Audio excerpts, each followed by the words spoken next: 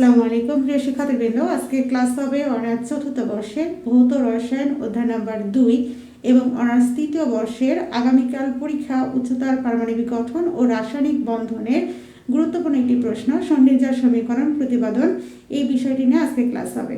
তাই ক্লাসটি অবশ্যই সম্পূর্ণ দেখবে।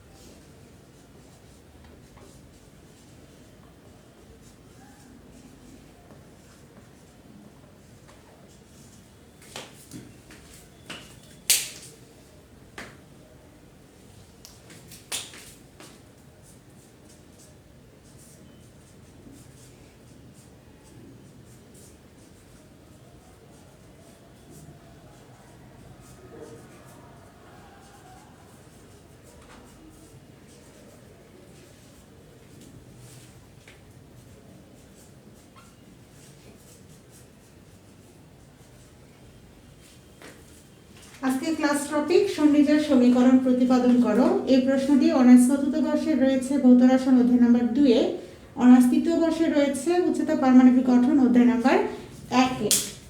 একটা প্রশ্নের মাধ্যমে আমরা মোটামুটি 3টা প্রশ্ন সমাধান করব, তাই ক্লাসটি অবশ্যই সম্পূর্ণ দেখার চেষ্টা করবে।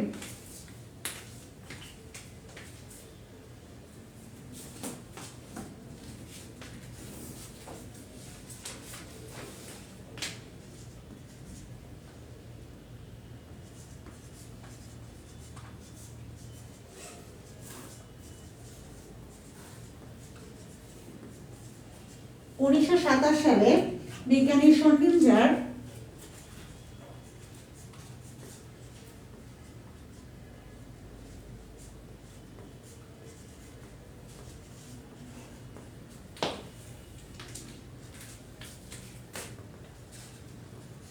তরঙ্গ সমীকরণটি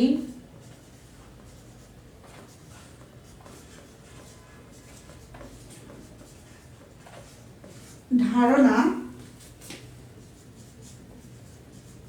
প্রদান করেন।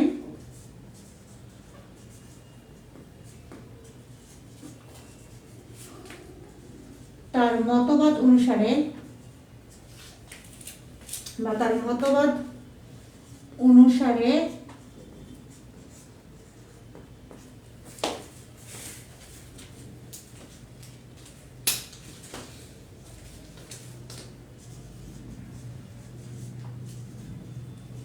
বস্তুর তরঙ্গ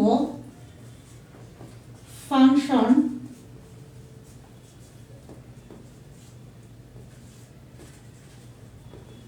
ও তরঙ্গ ফাংশনের পরিবর্তনের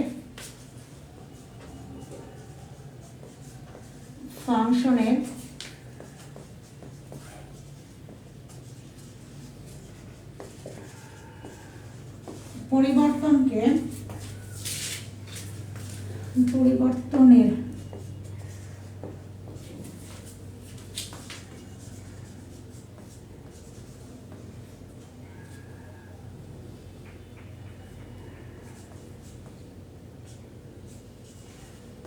সম্পর্কে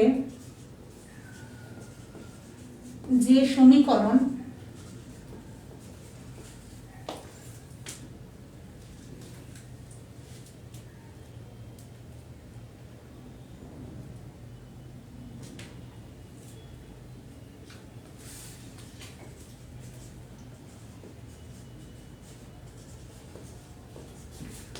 প্রস্তাবনা করেন তাই সন্নির্জার সমীকরণ।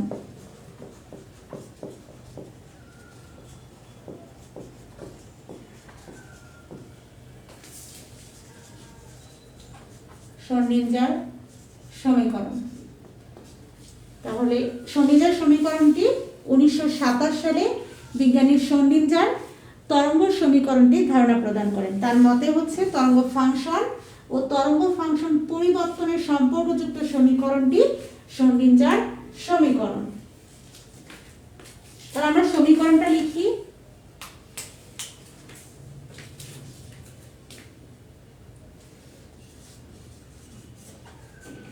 অর্থাৎ সমীকরণটি হচ্ছে ডি স্কোয়ার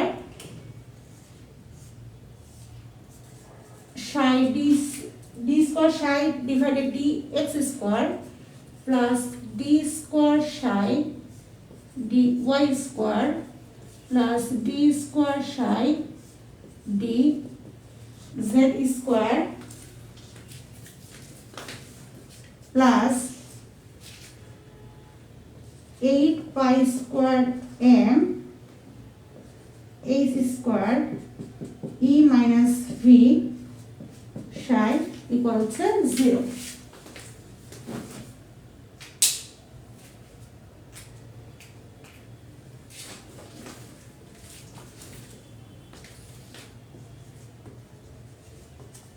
এখানে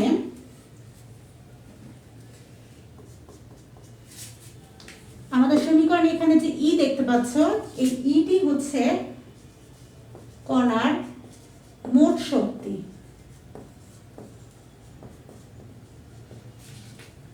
এরপরে দেখো এখানে ভি দেখা যাচ্ছে, এই ভি দ্বারা বোঝানো হয় কণার স্থিতি অথবা বিভব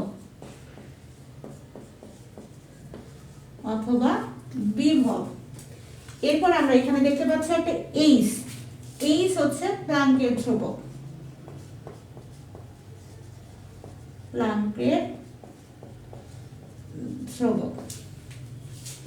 এরপরে এখানে হিন্দুদের ত্রিশূল আকৃতির মতো যে চিহ্নটা তোমরা দেখতে পাচ্ছ এখানে এটা হচ্ছে সাই, আর সাই হচ্ছে ত্রিমাত্রিক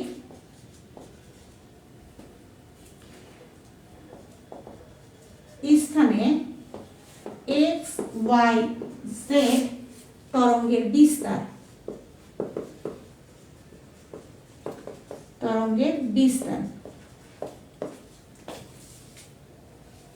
এরপরে এখানে আমরা দেখতে পাচ্ছি এক্স ওয়াই জেড।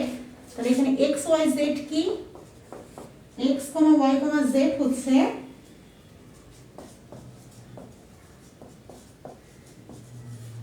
ত্রিমাত্রিক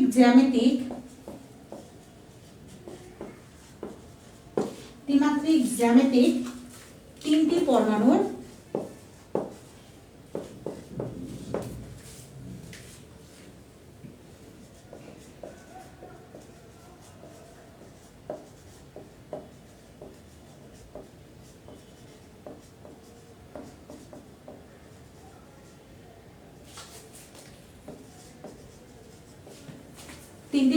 সমকোণস্থিত অক্ষ।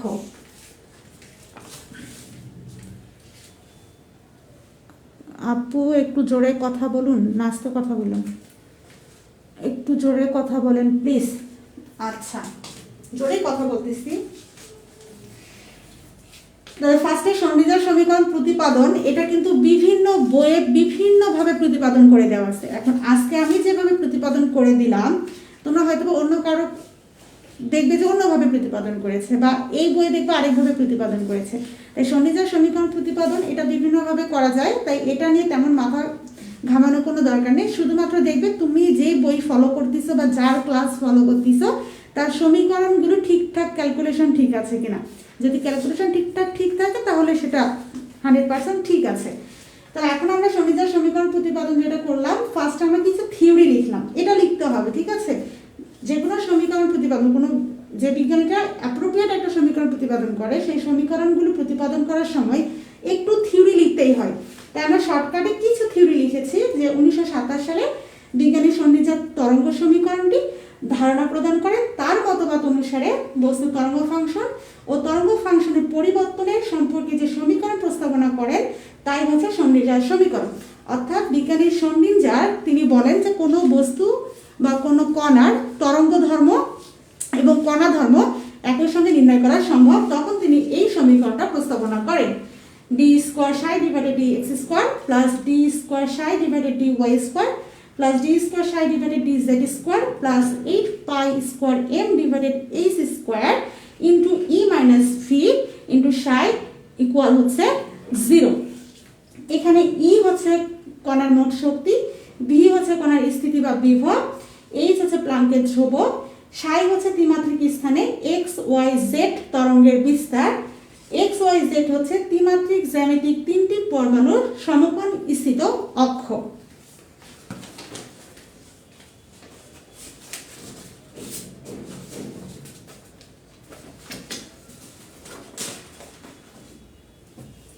এখন আমরা চলে যাব প্রতিপাদন অংশে।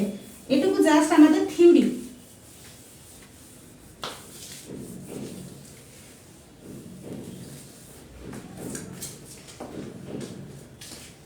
এখন দেখো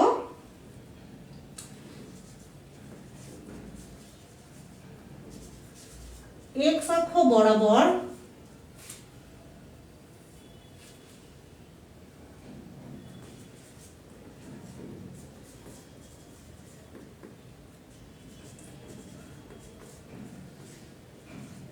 এক্স অক্ষ বরাবর প্রভাবিত একটি তরঙ্গ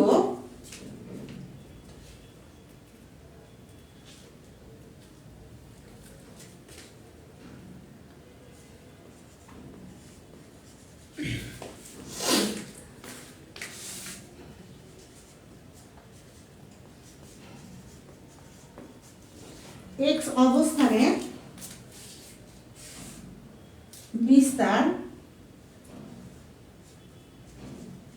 সাই হলে কোন সরল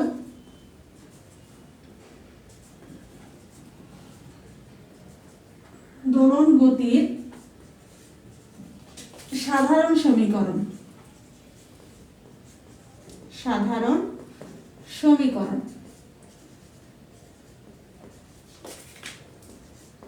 নিম্নরূপ। ভাষাটি অনেক বড় মনে হলে তোমরা শর্টকাটে লিখবে এখান থেকে এক্স অক্ষ বরাবর কোন সরল দোলন গতির সাধারণ সমীকরণ নিম্নরূপ। এই প্রভাবিত থেকে হলে পর্যন্ত এটা তোমরা ইগনোরও করতে পারো।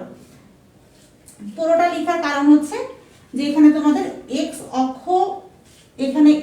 অক্ষ অবস্থানে যে বিস্তার সাই এটা নির্দিষ্ট করে দেওয়া হয়েছে, কারণ সমীকরণে আমাদের এটা ব্যবহার করতে হবে। জাস্ট এটুকু কারণে ভাষাটা একটু বড় হয়েছে। তোমরা শর্টকাটে এক্স অক্ষ বরাবর কোন সরল দোলন গতির সাধারণ সমীকরণ নিম্নরূপ এটুকু লিখলেও হবে। যতটা সম্ভব বাংলা থিওরি কম লেখার চেষ্টা করবে, কারণ বেশি থিওরি এবং সমীকরণ একসঙ্গে মনে রাখা সম্ভব হয় না এবং সময়েরও একটা ব্যাপার আছে। এই সমীকরণটা তোমরা ক্লাস ইন্টারমিডিয়েট এবং ক্লাস 9 ফিজিক্সে পড়েছো।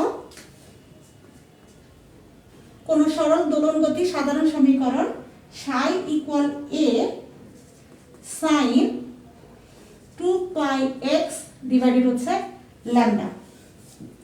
এটাকে দিলাম 1 নম্বর সমীকরণ।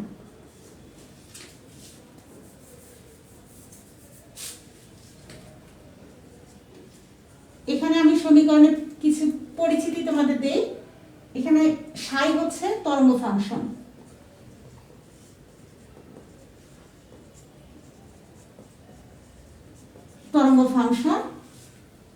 এরপরে এই যে এখানে এক্স দেখতে পাচ্ছ, এক্স হচ্ছে তরঙ্গ দৈর্ঘ্য,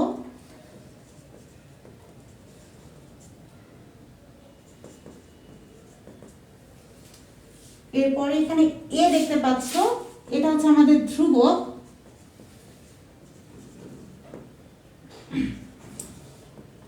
যার মান সাই এর সর্বোচ্চ মানের সমান।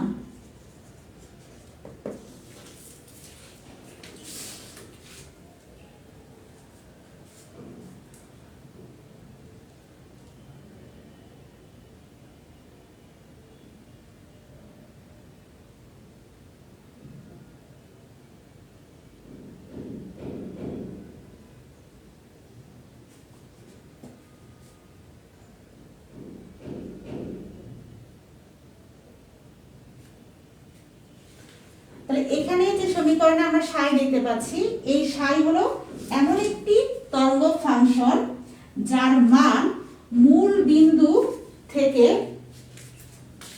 দূরত্ব x এর সাপেক্ষে পর্যায়ক্রমে পরিবর্তিত হয়। আমরা যদি চিত্র আঁক করি সরল ত্বরণ গতির ক্ষেত্রে, চিত্রটা তোমাদের এখানে অপশনাল, তোমরা পরীক্ষায় লিখতেও পারো, আবার না লিখলে হবে, তবে দিলে ভালো হয়।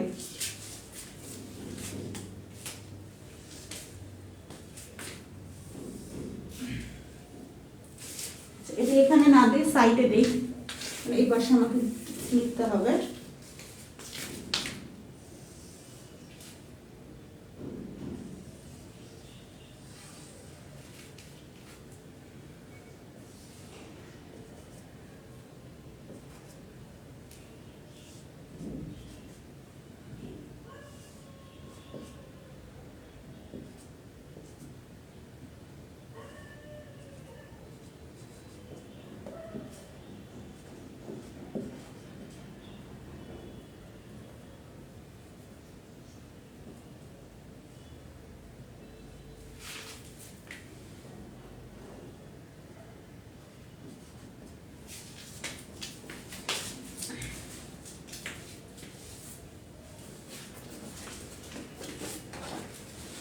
তাহলে এটা হচ্ছে আমাদের সরল ত্বরণ গতির সাধারণ সমীকরণ, যেখানে সাই হচ্ছে একটি তরঙ্গ ফাংশন,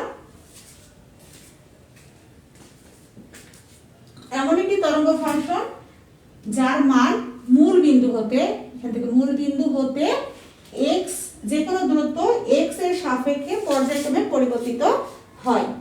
অর্থাৎ এখানে আমরা এখানে দেখতে পাচ্ছি যেটা, সেটা হচ্ছে আমাদের তরঙ্গ ফাংশন।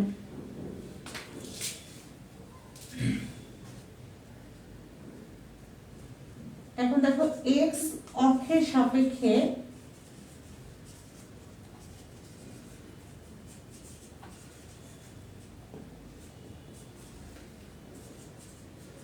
এক নং সমীকরণকে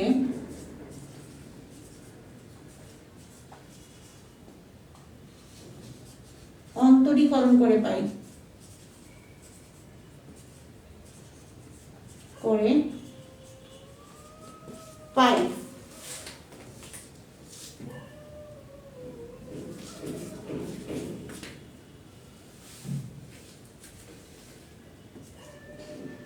তাহলে d psi by dx equal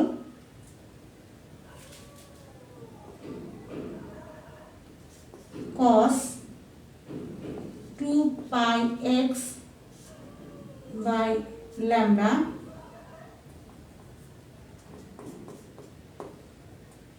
into 2 pi by lambda। এটার সূত্র রয়েছে, এখানে আমি সাইডে সূত্রটা লিখে দিচ্ছি। d by dx sin x equal sin ax, বড় করে লিখি, sin ax equal cos ax into হচ্ছে a, এটা হচ্ছে সূত্র। এখন এখানে লক্ষ্য করো 1 নম্বর সমীকরণে, তাহলে এখানে আমার কি ছিল, sin ax, তাহলে এটা আমার sin, এখানেও সূত্রের sin, এটাকে ধরে নিলাম এটা হচ্ছে a, আর এখানে x আছে, এই পুরোটা হচ্ছে আমার sin ax এর সূত্র পড়ে। তাহলে sin ax এর সূত্র হচ্ছে, sin কে করলে হবে কি cos, তাহলে এখানে আমরা cos লিখলাম, আর এখানে ফার্স্টে যে a দেখতে পাচ্ছি এটা তো ধ্রুবক, এখানে লেখা আছে যে a একটা ধ্রুবক, তাই এটাকে আমার অন্তরীকরণ করা যাবে না, এটা যেমন ধ্রুবক সেভাবেই থাকবে, তাই এটা a এখানে যেমন ছিল এখানেও তেমনই থাকবে। সাইনটাকে আমরা অন্তরীকরণ করলাম এই সূত্র অনুসারে, যেখানে sin x, এখানে আমার sin ax আছে, সূত্র অনুসারে এখানে হবে cos, এরপরে আছে কি ax, a হচ্ছে 2 pi by lambda, এই যে 2 pi by lambda, এটা হচ্ছে আমার a, এরপরে আছে কি x, x এই যে এখানে যেমন আছে তেমনই, ইনটু a, তাই এখানে ইনটু, এটা আমার কি, এটা হচ্ছে আমার a। এটা হচ্ছে 2 নম্বর সমীকরণ, এটাকে দাও 3 নম্বর সমীকরণ। এরপর আবার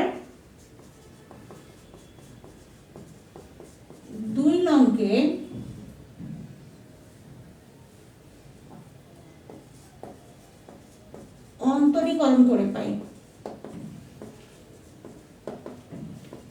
অন্তরীকরণ করে পাই। তাহলে এখানে হবে ডি স্কোয়ার সাই, নিচে হবে ডি এক্স স্কোয়ার। এখানেও আমার এ হচ্ছে ধ্রুবক, ধ্রুবক অবস্থায় থাকবে। এখন এখানে cos কে করলে হবে কি সাইন। এটা সূত্রটা আগে লিখে দেই, তাহলে বুঝতে সুবিধা হবে। আরেকটা সূত্র আমরা জানি যে ডি বাই ডি এক্স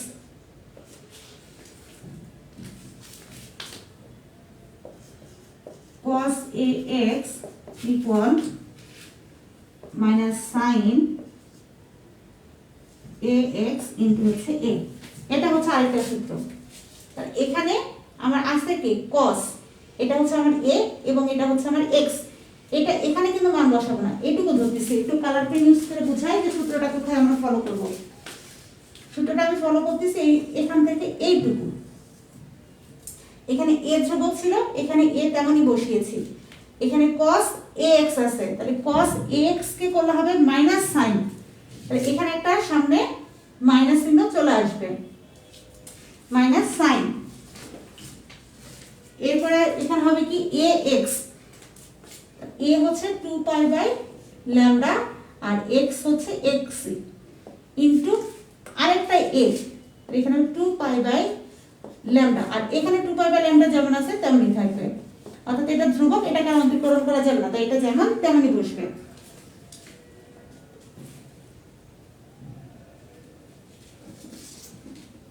তাহলে minus a sin 2 pi x by lambda. এখন এখানে গুণ করে দাও, 2 আর 2, 2 গুণ করলে হয় 4, পাই পাই গুণ করলে হয় পাই স্কয়ার, নিচে ল্যামডা ল্যামডা গুণ করলে হয় ল্যামডা স্কয়ার। তাহলে আমরা এটাকে একটু সাজিয়ে লিখি, -4 pi square a by lambda square, এটাকে সামনে নিলাম, into sin 2 pi x by হচ্ছে ল্যামডা।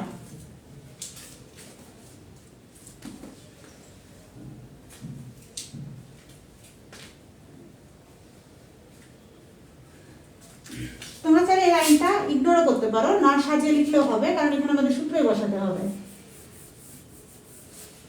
এক্সট্রা লাইন করার দরকার নেই, এটা মিশে দিলাম। যত লাইন বেশি হবে তত মনে রাখা কষ্ট হবে। d sin by dx square equal,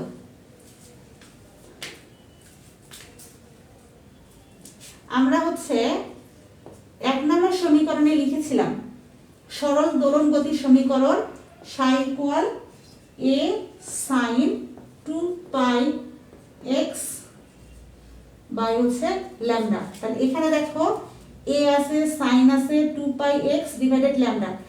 এইটুকুর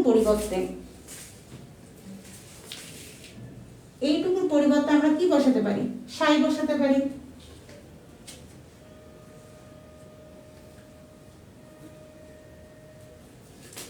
তাহলে minus psi into 4 pi square divided হচ্ছে ল্যামডা স্কয়ার।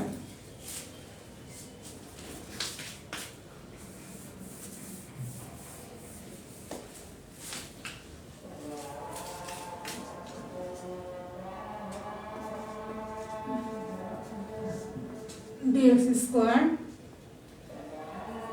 এখানে মাইনাস করে এটাকে এই পাশে নিয়ে আসলে হবে plus 4 pi square by lambda square into psi equal হচ্ছে 0। এটাকে দাও 3 নাম্বার সমীকরণ।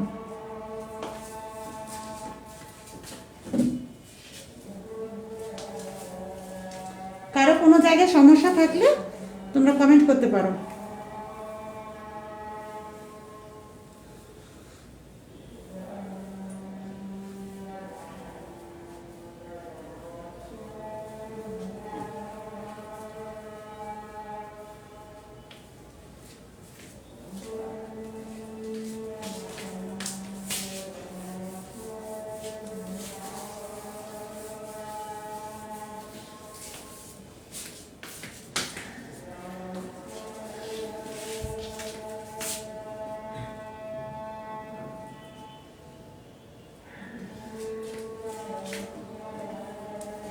এখন এই 3 নম্বর সমীকরণটা হচ্ছে, তাহলে আমরা এটা লিখি যে ইহা x অক্ষ বরাবর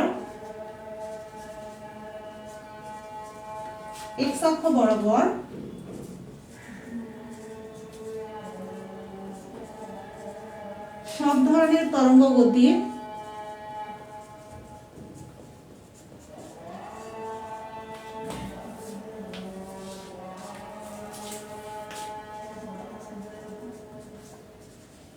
গতির সমীকরণ।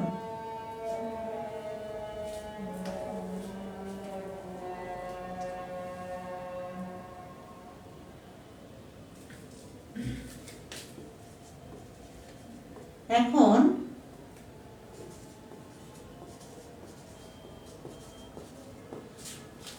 যে কোনো ক্ষুদ্রতম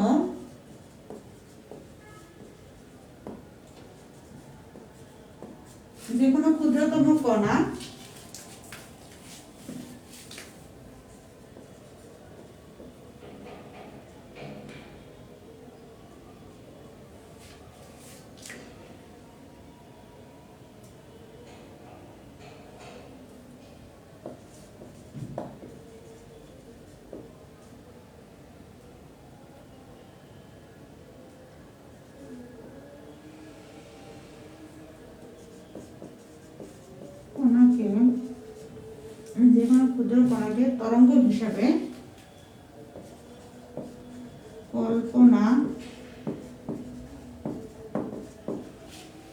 যে কোনো ক্ষুদ্র কণাকে তরঙ্গ হিসাবে কল্পনা করলে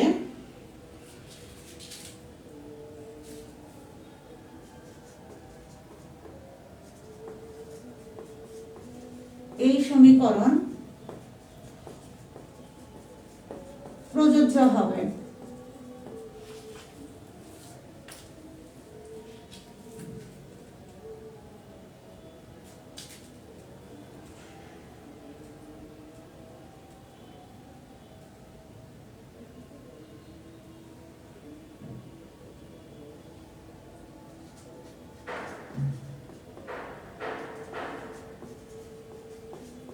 যদি একটি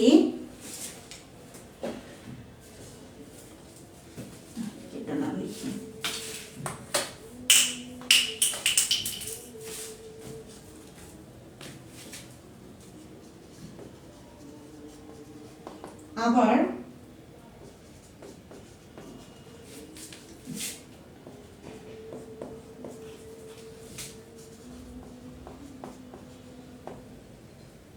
ইলেকট্রনকে কণা হিসেবে বিবেচনা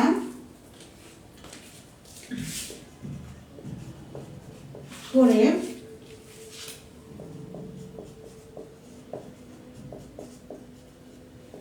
গতিশীল ইলেকট্রনের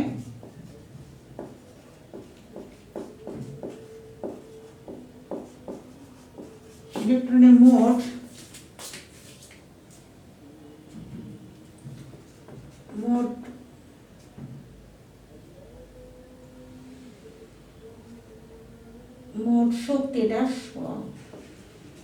শক্তি ই কে তার গতিশক্তি ও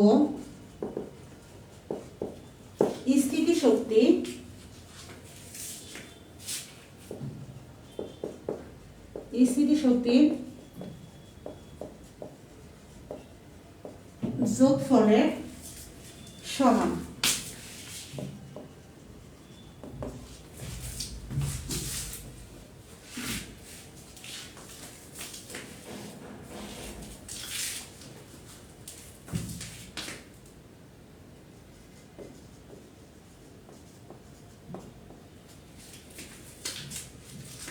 তাহলে এখানে মোট শক্তি হচ্ছে ই, এরপরে এখানে লিখি গতি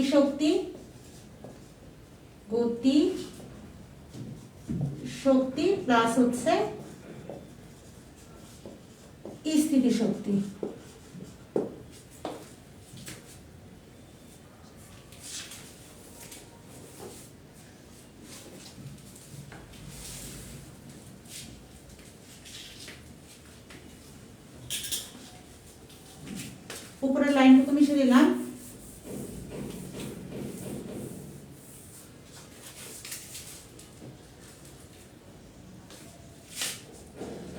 তাহলে ই ইকুয়াল, আমরা গতিশক্তির সূত্র জানি half m v square, half m v square plus হচ্ছে এখানে স্থিতি শক্তি ধরলাম হচ্ছে ভি।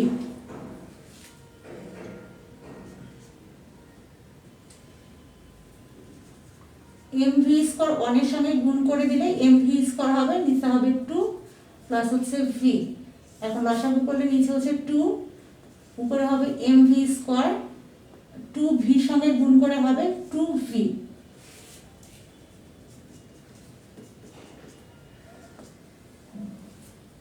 এই 2টা এইদিকে ইর সঙ্গে গুণ হয় হবে 2 ই, এই পাশে থাকবে এম ভি স্কোয়ার প্লাস হচ্ছে 2 ভি।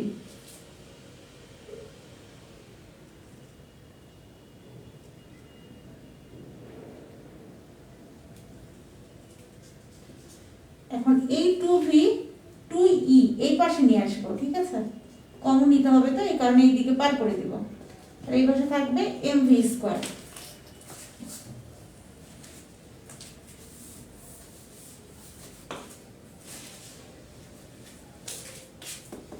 অতএব v স্কয়ার ইকুয়াল, এখানে 2 এখানেও 2 কমন নেই, তাহলে হবে e মাইনাস ভি। আর এখান থেকে যেহেতু শুধু ভি স্কয়ারটা লিখেছি তাহলে এম ভি স্কয়ারের সঙ্গে গুণ আছে, এটা যদি এই পাশে চলে আসে এটা নিচে হয়ে যাবে ভাগ, তো এই পাশে আমরা ভাগ করে দিলাম এম। এটাকে দাও 3 নম্বর সমীকরণ, 1 2 3।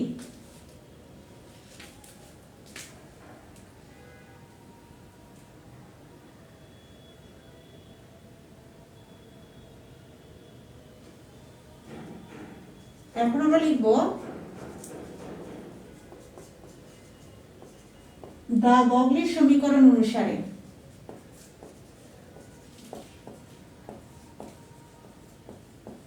দা বগলির সমীকরণ অনুসারে এখানে দা বগলি তিনি তার সমীকরণ প্রদান করেন lambda equal h divided m v. এই সমীকরণটি তিনি তখন প্রদান করেন যখন তিনি বলেন যে কোন কণার কণা ধর্ম এবং তরঙ্গ ধর্ম একই সাথে নির্ণয় করা সম্ভব হয় না, তখন তিনি এই সমীকরণটা প্রদান করেন। তাহলে lambda equal h divided m v. এখন আমরা এটাকে উভয় পাশে বর্গ করে দিব, তাহলে lambda square h square m square v square. এখান থেকে আমরা ভি স্কয়ারের মান বের করব। আর আর গুণ করে দাও m square v square lambda square, এই পাশে হচ্ছে এইচ স্কয়ার, ভি স্কয়ারের মান বের করব। তাহলে এই পাশে থাকবে এইচ স্কয়ার আর এম স্কয়ার ভি স্কয়ার যেহেতু ল্যামডা স্কয়ারের সাথে গুণ আছে এই পাশে চলে গেলে সেটা হবে ভাগ, এম স্কয়ার ভি স্কয়ার ভাগ হয়ে যাবে।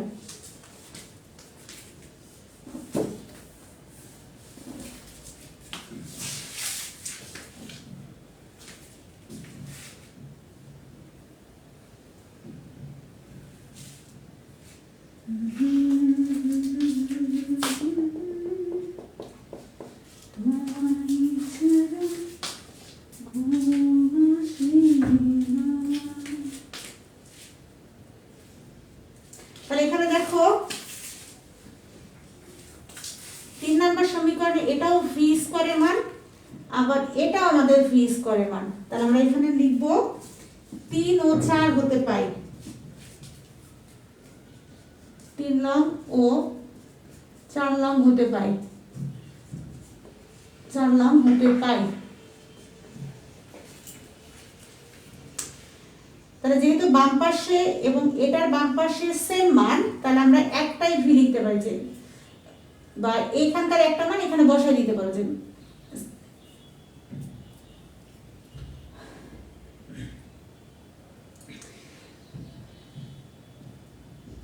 তোমাদের এটা এইভাবে না লিখে দিয়ে একদম সরাসরি লিখে দেই, 4 নং এর ভি স্কয়ারের মান 3 এ বসে পাই, বসিয়ে পাই। তাহলে এখন বসাই দাও, এখানে এই মানটা বসাই দাও, h square m square v square, এই পাশে থাকে 2 ই মাইনাস ভি ডিভাইডেড হচ্ছে এম।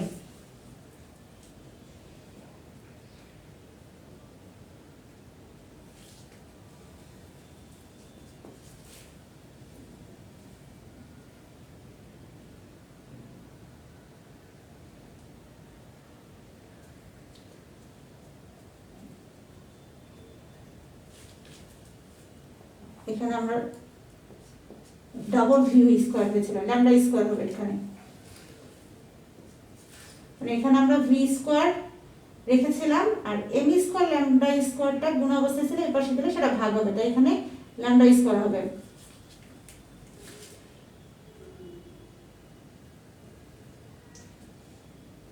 তাহলে এখানে এইচ স্কোয়ার সঙ্গে কিছু না, মানে একটা 1 আছে, তাই এখানে আমরা উপরে 1টা রাখবো আর নিচে ল্যামডা স্কোয়ারটাকে রাখবো। আর এখানে এইচ স্কোয়ার আর এম স্কোয়ার এটাকে আমরা এই পাশে পার করে দিব, তখন কিন্তু মানগুলো উল্টে যাবে, কারণ এইচ স্কোয়ারটা উপরে আছে, এম স্কোয়ারটা নিচে আছে, অর্থাৎ এটা ভাগ অবস্থায় আছে। এই পাশে যখন চলে যাবে তখন মানটা এরকম হবে যে এম স্কোয়ারটা চলে যাবে উপরে আর এখানে এইচ স্কোয়ারটা যেটা আছে এটা চলে আসবে নিচে।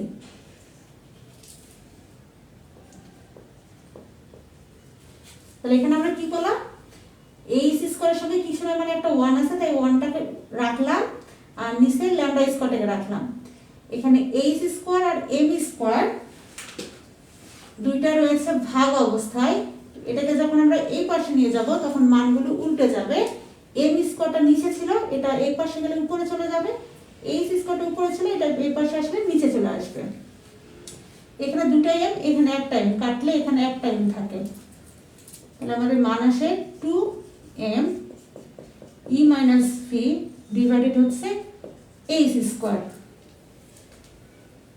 এটা আমরা মান পেলাম 1 বাই ল্যামডা স্কোয়ার মান পেলাম।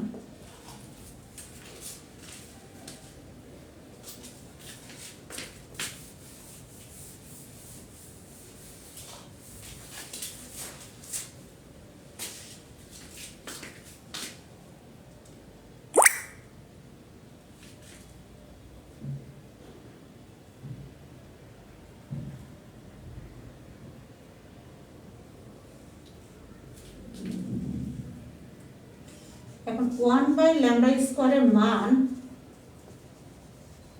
3 নম্বর সমীকরণে বসে পাই,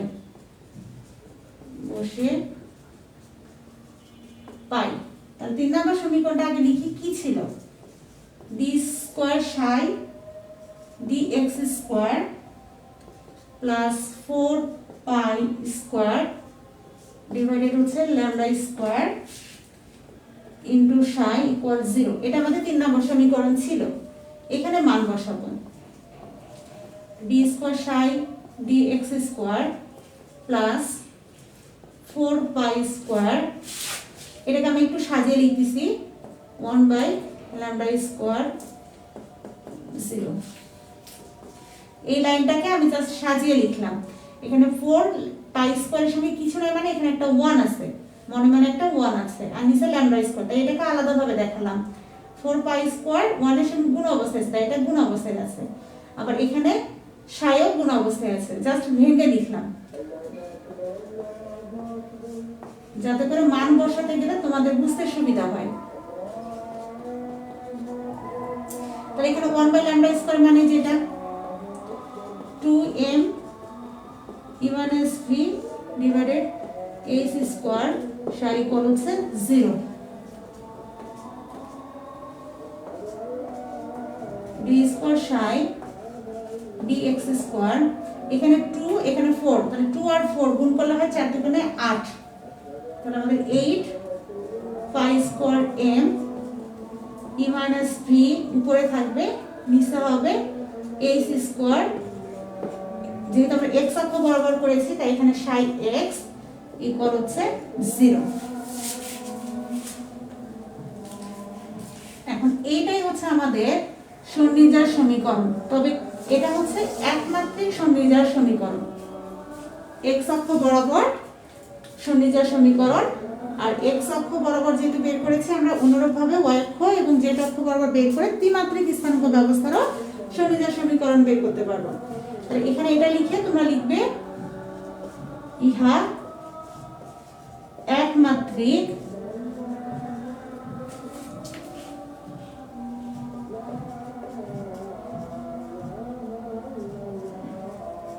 শ্রোডিঞ্জার সমীকরণ। অনার্স চতুর্থ বর্ষে একমাত্রিক শ্রোডিঞ্জার সমীকরণ পরীক্ষা আসবে না, এটা গত বছর এসেছে, তাই তোমাদের জন্য ত্রিমাত্রিক শ্রোডিঞ্জার সমীকরণটা ইম্পর্টেন্ট। আর ত্রিমাত্রিক বলো বা একমাত্রিক বলো দুইটার ক্ষেত্রেই সম্পূর্ণটাই লিখতে হবে। তুমি যদি ত্রিমাত্রিক পরীক্ষা আসে তোমাকে ওই একমাত্রিক পর্যন্ত আসতেই হবে, এরপরে তোমাকে ত্রিমাত্রিকে যেতে হবে। তাই এটা স্কিপ করার কোনো প্রয়োজন নাই যে যেহেতু আগের বছর একমাত্রিক আসছে তাহলে আমরা পড়বো না, এরকম ভুল করবে না। উপরের অংশগুলো মিশে দিলাম।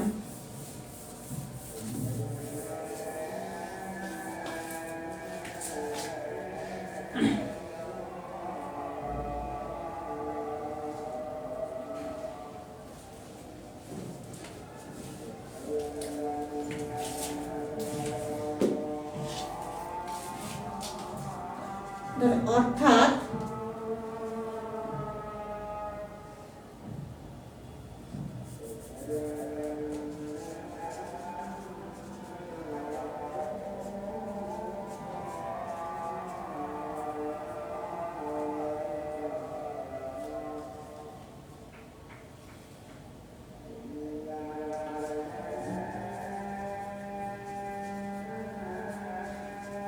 y বরাবর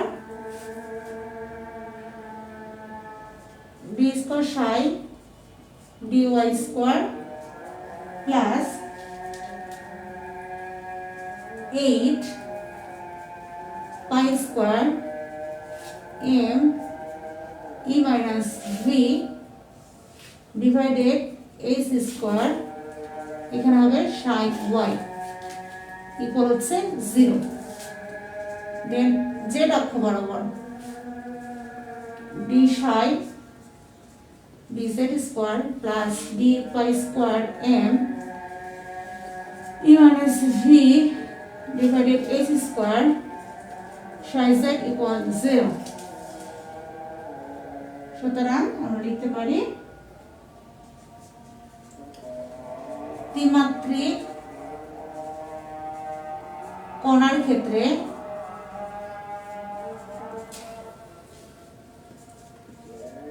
d square psi dx square plus d square psi dy square plus d square psi dz square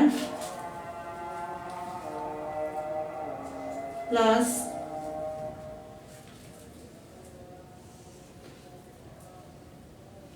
8 pi square m e minus v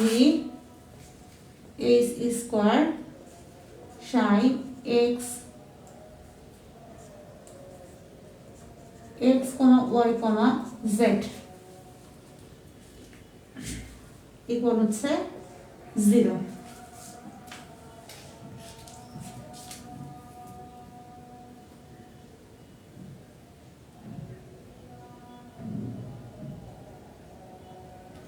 এখানে x y এবং z হচ্ছে ত্রিমাত্রিক জ্যামিতিক তিনটি পরমাণুর সমকোণস্থিত অক্ষ, বা তোমরা বলতে পারো যে এখানে x y z হচ্ছে কার্তেশীয় স্থানাঙ্ক। ইহা হচ্ছে আমরা লাস্ট সমীকরণ দেই 5 নম্বর সমীকরণটি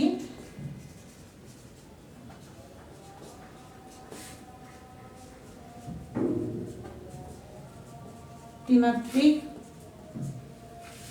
কণার ক্ষেত্রে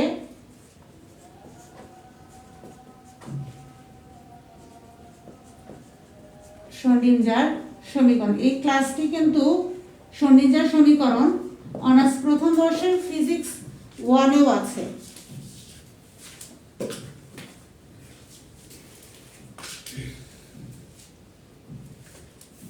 তাহলে মোটামুটি আমরা এখানে দুইটা প্রশ্ন সলভ করলাম, একটা হচ্ছে একমাত্রিক কণার ক্ষেত্রে সন্নির্যাস সমীকরণ প্রতিপাদন করলাম, আবার ত্রিমাত্রিক কণার ক্ষেত্রে সন্নির্যাস সমীকরণ প্রতিপাদন করলাম। এখন আমরা দ্বিতীয় স্টেপে চলে যাব। দ্বিতীয় স্টেপটা রয়েছে অনার্স চতুর্থ বর্ষে, সেটা হচ্ছে সময় অনির্ভরশীল সন্নির্যাস সমীকরণ প্রতিপাদন করো। তার জন্য তোমাদের এই সম্পূর্ণটাই লিখতে হবে, শুধু শেষে গিয়ে 2-4টা লাইন অ্যাড করতে হবে। এখন স্টেপ হচ্ছে আমাদের সময় অনির্ভরশীল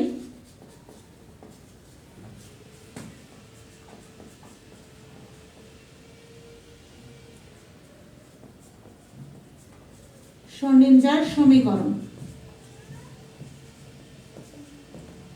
যারা তৃতীয় বর্ষের ক্লাসটি করবে পুরোটাই তোমরা লিখে রাখবে, চতুর্থ বর্ষে গিয়ে তোমাদের এই অংশটুকু লাগবে। তাহলে আমি এখন 5 নম্বর সমীকরণটা লিখবো এখানে।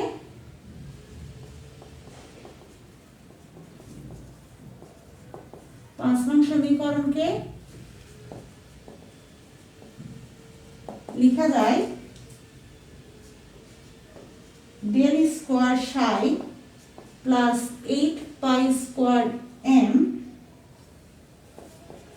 ই minus v divided h square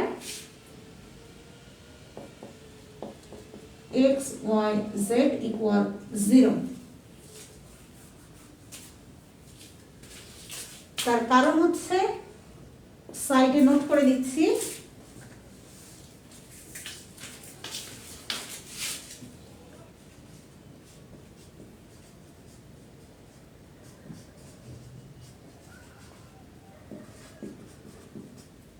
operator. আমরা জানি যে ল্যাপ্লাস অপারেটর হচ্ছে এই ডেল স্কোয়ার ইকুয়াল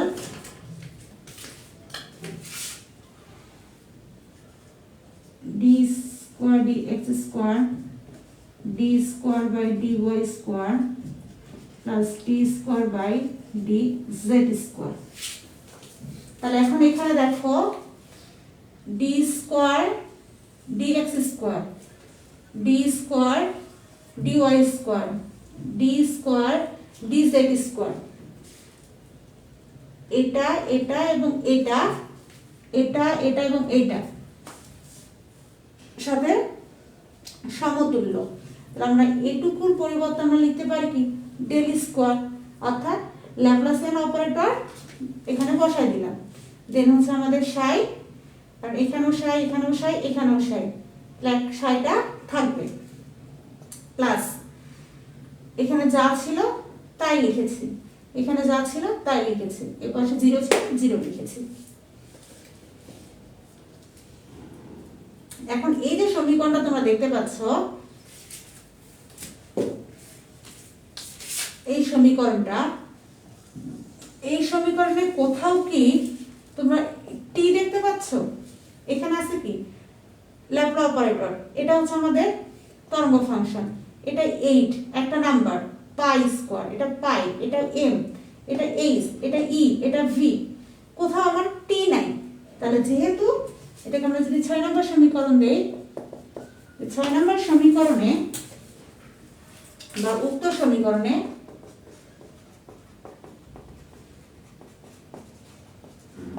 সমীকরণে টি অন্তর্ভুক্ত নয় বলে একে আমরা সময় অনির্ভরশীল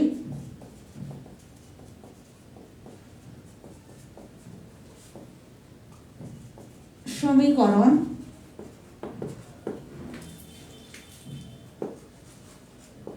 বলে।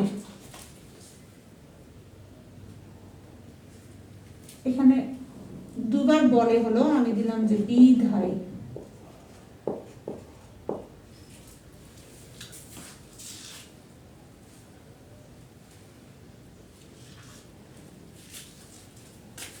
এটা কঠিন বাংলা ওয়ার্ড হয়ে গেল, তাই দিই।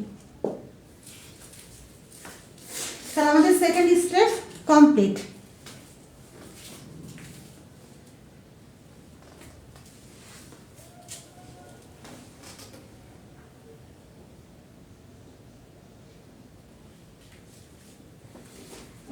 চলে যাব তৃতীয় বর্ষের সেকেন্ড স্টেপ। এটা চতুর্থ বর্ষের সেকেন্ড স্টেপ গেল। সন্নিজার সমীকরণে তোমাদের পরীক্ষায় ত্রিমাত্রিক স্থানাঙ্ক ব্যবস্থায় সন্নিজার সমীকরণ আসতে পারে, অথবা সময় নির্ভরশীল সন্নিজার সমীকরণ, অথবা সময় অনির্ভরশীল সন্নিজার সমীকরণ। আজকে আমরা সময় অনির্ভরশীল এবং সন্নিজার সমীকরণ একমাত্রিক এবং ত্রিমাত্রিক কণার ক্ষেত্রে প্রতিপাদন করলাম। এখন যে অংশটা আমরা প্রতিপাদন করব এটা তৃতীয় বর্ষেও আছে, চতুর্থ বর্ষেও আছে। অংশটা কি দেখো, তাহলে 3 নাম্বার স্টেপ বা তৃতীয় অংশ, হাইড্রোজেন পরমাণুর জন্য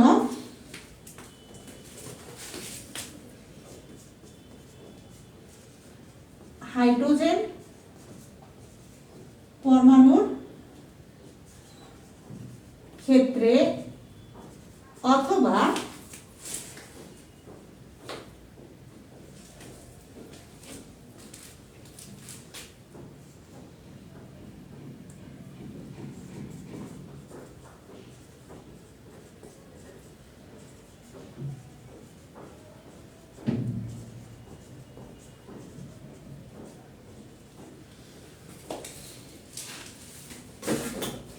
এটুকু লেখার দরকার নেই।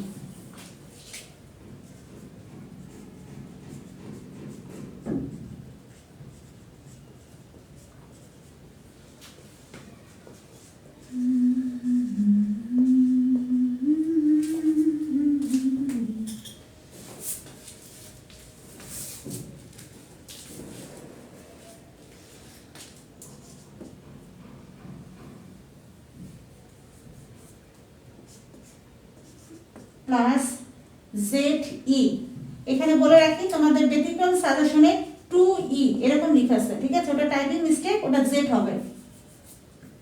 এছাড়াও হচ্ছে এই সমীকরণে আমরা সন্নিজার সমীকরণে যখন হচ্ছে গতিশক্তি স্থিতিশক্তি লিখেছিলাম, অনেক বই এরকম আছে E = T + V, অর্থাৎ তারা হচ্ছে থিওরিতে বলে দেয় T মানে তারা গতিশক্তি ধরেছে আর V মানে স্থিতিশক্তি ধরেছে। এভাবে লিখলেও সমস্যা নেই, কিন্তু তোমাকে নির্দিষ্ট করে বলে দিতে হবে যে টি হচ্ছে গতিশক্তি আর ভি হচ্ছে স্থিতিশক্তি। আর না হলে সরাসরি তোমরা আমি যেভাবে লিখে দিয়েছি ই ইকুয়াল গতিশক্তি প্লাস বিভব শক্তি, সেভাবে তোমরা লিখবে।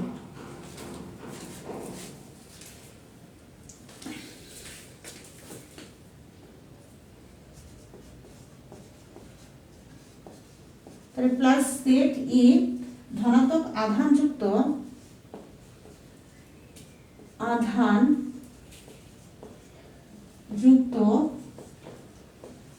Nucleus,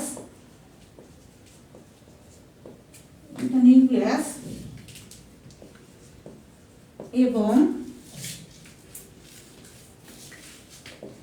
minus E আধানযুক্ত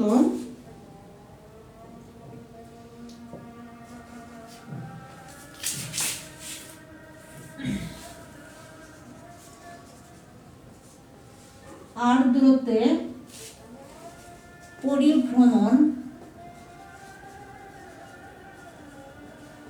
পরিভ্রমণরত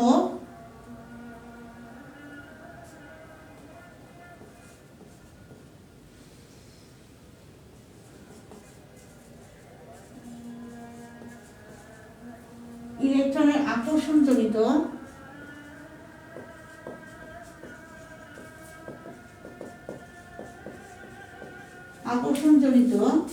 potential energy বা স্থিতিক শক্তি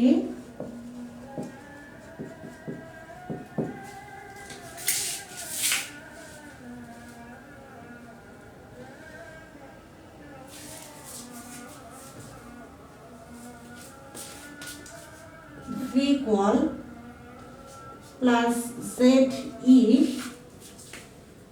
into minus E divided R equal, এখানে প্লাস এখানে মাইনাস, তাহলে প্লাস মাইনাসে মাইনাস Z, এখানে একটা ই এখানে একটা ই, তাহলে ই গুণ করলে হবে ই স্কয়ার, নিচে দাঁড়াচ্ছে হচ্ছে আর, নিচে হচ্ছে আর।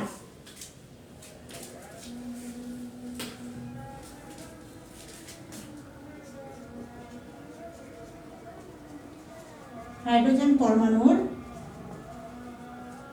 ক্ষেত্রে Z = 1 হলে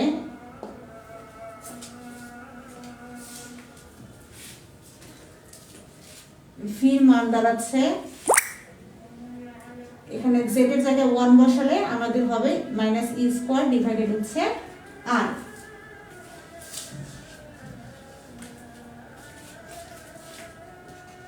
এখন v এর মান আমাদের ওই যে ত্রিমাত্রিক স্থানাঙ্ক ব্যবস্থায় আমরা বা ত্রিমাত্রিক কণার জন্য যে সন্নিধের সমীকরণ বের করেছিলাম 5 নম্বর সমীকরণ, ওখানে মান বসাবো।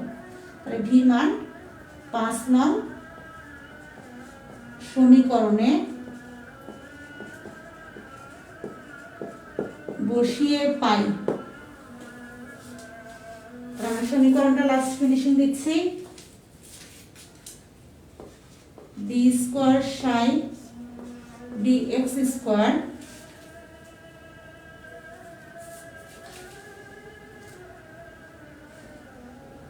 প্লাস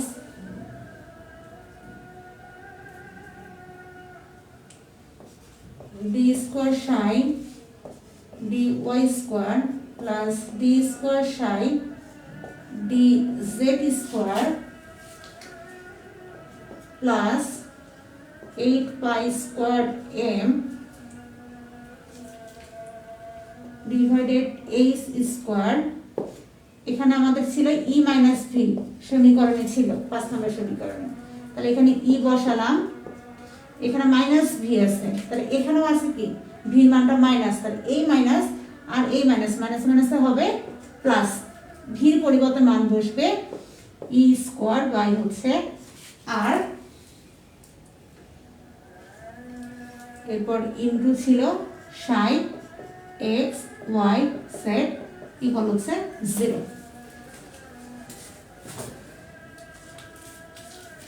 এটা হচ্ছে আমাদের 7 নম্বর সমীকরণ। এরপর নিচে লিখবে যে এই সমীকরণটি হলো হাইড্রোজেন পরমাণুর ক্ষেত্রে স্বনির্জার সমীকরণ।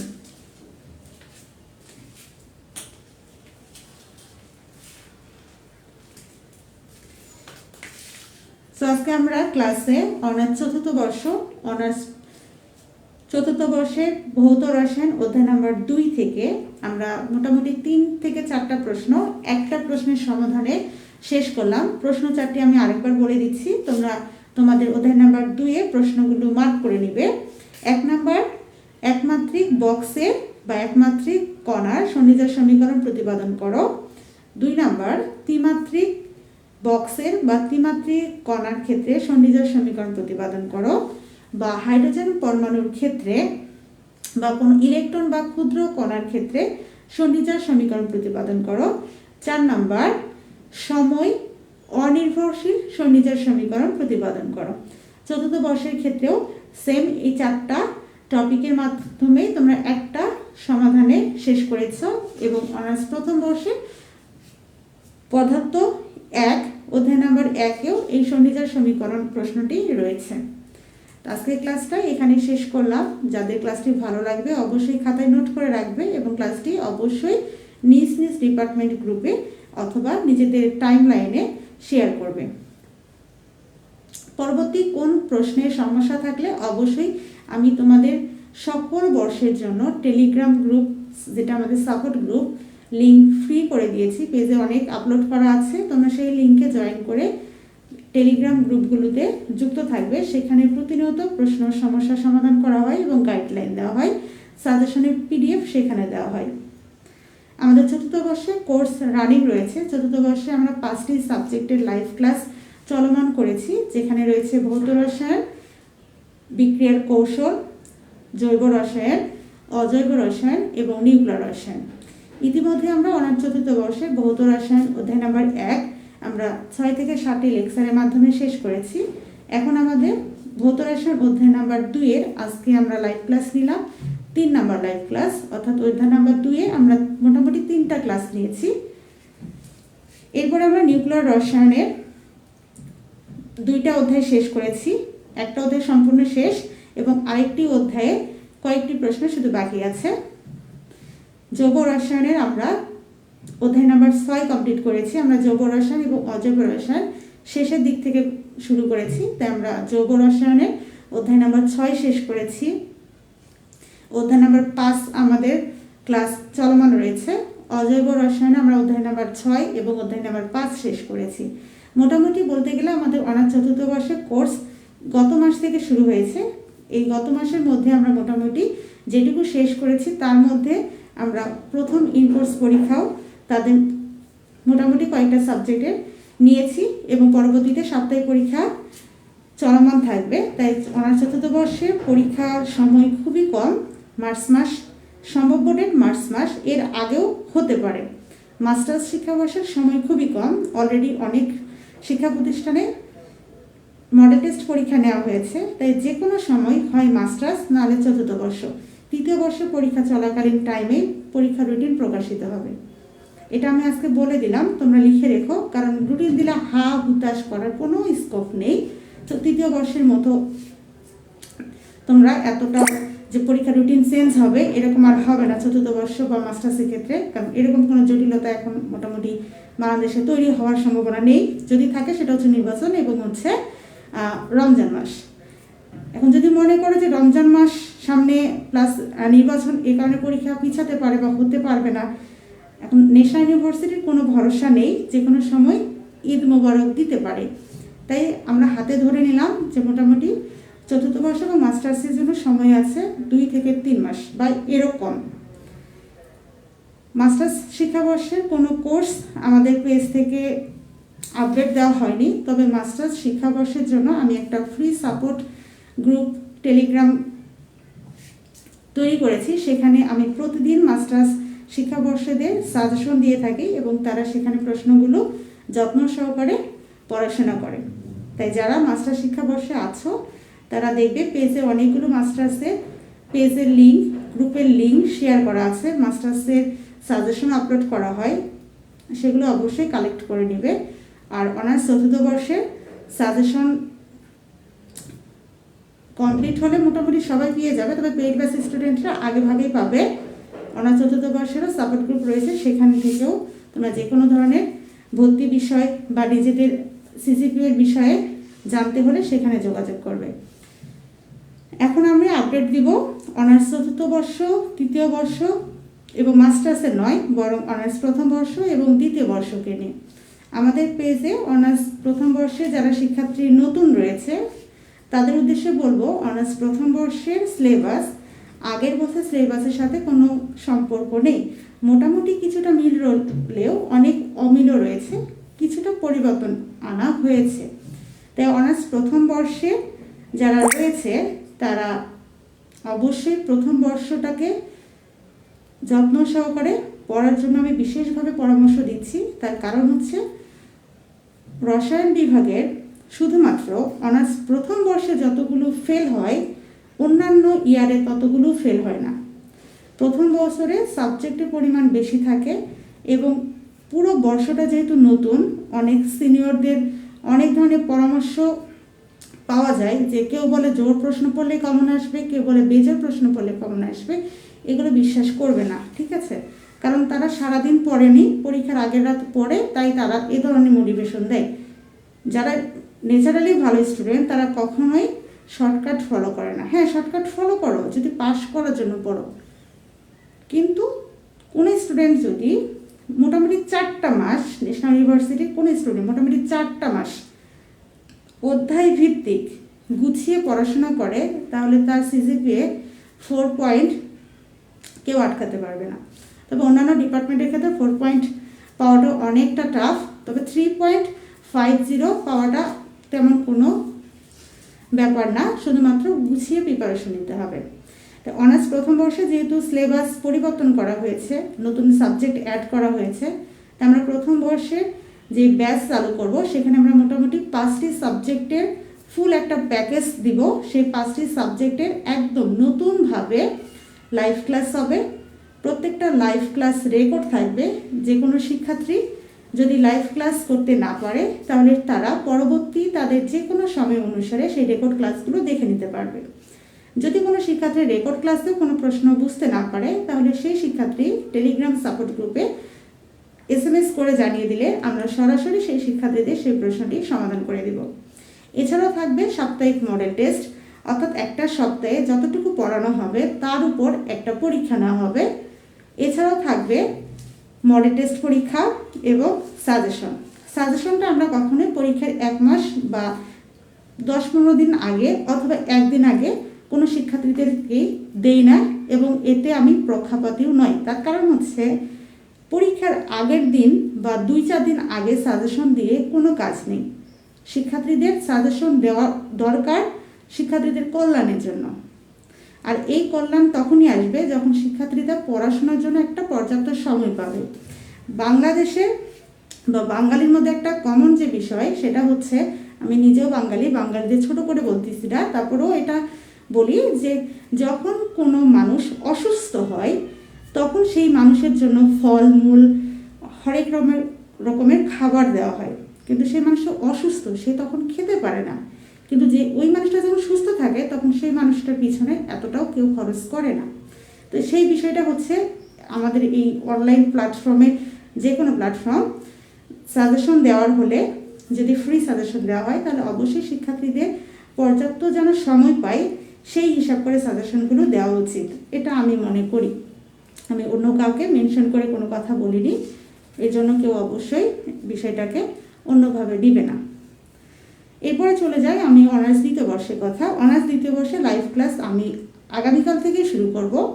তাই অনার্স দ্বিতীয় বর্ষে এবং অনার্স প্রথম বর্ষের 2টা ব্যাচের ভর্তি জানুয়ারি মাস থেকে শুরু হবে।